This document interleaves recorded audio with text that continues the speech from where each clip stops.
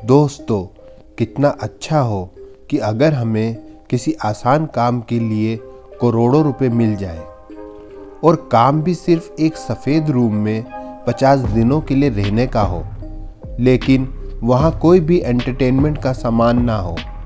सुनने में ये कितना आसान लगता है, लेकिन जब आप इस मूवी को देखेंगे तो आप सब जान जाएंगे कि कोई भी चीज़ आसान नहीं होती है। कहानी में बहुत मज़ा आने वाला है, तो वीडियो को अंत तक ज़रूर देखें। मूवी की शुरुआत में हमें एक कपल केट और माइक दिखाया जाता है। उन्हें देखकर लगता है कि दोनों बहुत खुश हैं, और क्यों ना हो, आखिर 40 करोड़ जो मिलने वाले हैं। माइक खुशी से पूरे रूम का चक्कर काट रहा होता है। असल में एक डॉक्टर द्वारा केट और माइक पर एक एक्सपेरिमेंट किया जा रहा था, जिसमें उन दोनों को लगातार 50 दिन तक उस सफ़ेद रूम में रहना होगा। अगर ऐसा करने में वे कामयाब हो गए तो उन्हें $5 मिलियन यानी 40 करोड़ रुपए इनाम मिलेंगे। लेकिन अगर दोनों हार मान लेते हैं तो वे ये इनाम हार जाएंगे। रूल्स के मुताबिक उन दोनों के पास कोई एंटरटेनमेंट का साधन नहीं होगा और रूम में उनके अलावा और कोई भी नहीं होगा। ये सब चीज़ दोनों के लिए बहुत आसान लग रही थी और दोनों बहुत खुश भी थे। उन्हें पक्का विश्वास था कि वे जीत कर ही जाएंगे। रूम में उन्हें एक बेड और एक सिंपल बाथरूम दिया जाता है। उन्हें गाइड करने के लिए एक मॉनिटर भी होता है, जिसमें सारे रूल्स बताए गए होते हैं। वहाँ एक डिवाइस भी लगाया गया था, जिससे उन्हें इंस्ट्रक्शन दिए जाते थे। साथ में दीवार पर एक रेड बटन भी दिया गया था कि अगर उन दोनों में से कोई भी हार मान जाए तो वह रेड बटन दबा सकता है और बाहर जा सकता है। अगर उन्हें खाने के लिए कुछ चाहिए होता तो वे मॉनिटर पर प्रेस करके मंगवा सकते हैं। वहाँ वॉल पर एक घड़ी भी लगाई गई थी, जिसमें उनके 50 दिन का टाइमिंग लगा हुआ था। हम देखते हैं कि माइक वहाँ पर बहुत अच्छे से एंजॉय कर रहा होता है, जैसे कि वह छुट्टियों पर आया हो। अगले दिन दोनों को बहुत सिंपल से कपड़े दिए जाते हैं। इसमें भी दोनों बहुत खुश दिखाई देते हैं। हम देखते हैं कि दोनों आपस में बात करते हैं कि तभी केट माइक से कहती है कि उन दोनों के साथ ये एक्सपेरिमेंट करने की क्या वजह हो सकती है। तभी माइक कहता है कि हमें इन सब से क्या करना है, हमें तो 50 दिन पूरे करने हैं और अपने 40 करोड़ रुपए जीतने हैं। फिर हम देखते हैं कि केट और माइक अपने आप को बिजी करने के लिए बहुत सी एक्टिविटीज़ करने लग जाते हैं। केट मन को शांत करने के लिए मेडिटेशन कर रही होती है और माइक उस क्लॉक को गौर से देख रहा होता है, जिसमें उनके 50 दिन के टाइमिंग चल रहा होता है। माइक अपने आप को बिजी करने के लिए इधर उधर की बातें करने लगता है। उसकी नज़र तो घड़ी से हट ही नहीं रही थी। केट माइक को समझाती है कि वे घड़ी को ज़्यादा ना देखें और उन्हें आगे मिलने वाले 40 करोड़ रुपए पर ध्यान देना चाहिए। लेकिन माइक के लिए ये आसान नहीं होता है और माइक रनिंग करने लग जाता है। उन्हें कुछ हफ्ते ऐसे ही बीत जाते हैं। एक दिन माइक को अचानक से ज़मीन पर एक कीड़ा दिखाई देता है, जिसे वह बात करने लग जाता है।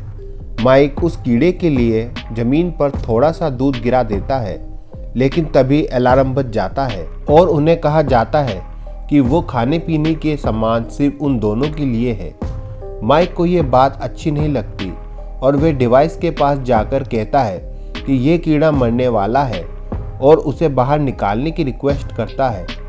केट उसे समझाती है कि उन्हें अपने इनाम पर ध्यान देना चाहिए और वैसे भी कोई उनकी बात नहीं सुनेगा। लेकिन माइक जिद पर अड़ जाता है कि उसे किसी भी हाल में इस कीड़े को बाहर निकालना है, जिस वजह से वह अपने इनाम को कुछ पल के लिए भूल सा गया था। एक पल तो वह रेड बटन के पास भी आ जाता है ताकि वह कीड़े को बाहर निकाल पाए। तभी केट माइक से कहती है कि अगर उसने रेड बटन दबा दिया तो वे ये इनाम हार जाएंगे और उन्हें खाली हाथ ही लौटना पड़ेगा। काफ़ी देर तक दोनों की बहस चलती रहती है। फिर हम देखते हैं कि केट का पैर गलती से उस कीड़े पर पड़ जाता है, जिससे वह कीड़ा वहीं पर मर जाता है। केट माइक को कहती है कि यह उससे गलती से हुआ है, लेकिन माइक उससे बहुत नाराज हो जाता है और गुस्से में वहां से जाकर एक कोने में बैठ जाता है। और पूरे दिन केट से कोई बात नहीं करता। रूल्स के मुताबिक उन्हें 2 ट्रीट्स लेने की परमिशन थी। माइक अपनी पहली ट्रीट लेने को तैयार हो जाता है। केट उसे रोकती है कि अगर उसने ऐसा किया तो उनके प्राइज मनी में से $1,00,000 कम हो जाएंगे। लेकिन माइक केट की एक नहीं सुनता और एक ट्रीट ले लेता है। अब उसे एक ग्रीन स्केच मिल जाता है और वह दीवार पर ड्राइंग बनाने लग जाता है। केट माइक से अपना स्केच बनाने को कहती है, लेकिन काफ़ी समय तक माइक स्केच नहीं बना पाता तो वह बोर होकर वहां से चली जाती है। अब बस माइक का एक ही काम रह गया था, वह था चारों तरफ ड्राइंग बनाने का, और वह पूरे दिन ड्राइंग बनाता रहता है। उसको ड्राइंग में खोता देख केट बहुत परेशान हो जाती है। लेकिन कुछ समय बाद हम देखते हैं कि दोनों फिर से नॉर्मल हो गए थे। अब हमें यह भी पता चल जाता है कि 50 में से सिर्फ 20 दिन बाकी रह गए थे। ऐसे ही उन्हें काफ़ी दिन बीत जाते हैं। एक दिन अचानक से केट देखती है कि बाथरूम में एक गन रखी है। ये देखकर दोनों हैरान हो जाते हैं कि वहाँ गन का क्या काम था और उन्हें वह गन क्यों दी गई थी। दोनों जल्दी से उस गन को बेड के नीचे छुपा देते हैं। कुछ दिन बाद दोनों को एक रिवॉर्ड मिलता है। माइक को उसकी सिस्टर दिखाई जाती है, जिसको देखकर माइक को बहुत खुशी होती है। और फिर बाद में केट को उसके फादर दिखाई जाते हैं, जो उसे बताते हैं कि अब वह रोड पर नहीं रहता, वह एक शेल्टर में रहता है। फादर की बात सुनकर केट भावुक हो जाती है और रोने लगती है। केट उस वीडियो को दोबारा चलाना चाहती थी, लेकिन अफसोस वे वीडियो एक ही बार देख सकते थे। अगले दिन हम देखते हैं कि केट अपने बिस्तर से नहीं उठती है क्योंकि वह डिप्रेशन में चली गई थी। माइक केट को हिम्मत देता है और कहता है कि अब सिर्फ 2 हफ्ते रह गए हैं, लेकिन वे बेचारे नहीं जानते थे कि आगे उनके साथ क्या होने वाला है। माइक केट को बेड से उठाने की बहुत कोशिश करता है, लेकिन वह बेड से नहीं उठती है। कुछ समय बीत जाता है। केट बेड से उठकर माइक से आखिरी ट्रीट लेने को कहती है और फिर माइक मॉनिटर पर आखिरी ट्रीट लेने के लिए टच करता है और एकदम से दरवाज़ा खुल जाता है। उसमें से एक लेडी बाहर आती है जिसने एक भी कपड़ा नहीं पहन रखा था। वह कंप्लीटली नेकेड थी। उसका नाम सिमोन होता है। वह भी डॉक्टर के एक्सपेरिमेंट का हिस्सा थी, जिसे उस काम के लिए पैसे दिए गए थे। सिमोन को बिना कपड़ों देख माइक हैरान हो जाता है। सिमोन को केट और माइक के साथ सिर्फ 22 घंटे बिताने थे। केट माइक को उसकी टी शर्ट उतारकर सिमोन को देने को कहती है। सिमोन और माइक काफ़ी फ्रेंडली हो गए थे, जिससे केट को जलन होने लगी थी और रात को सोने के समय वे बेड पर सिमोन और माइक के बीच में लेट जाती है।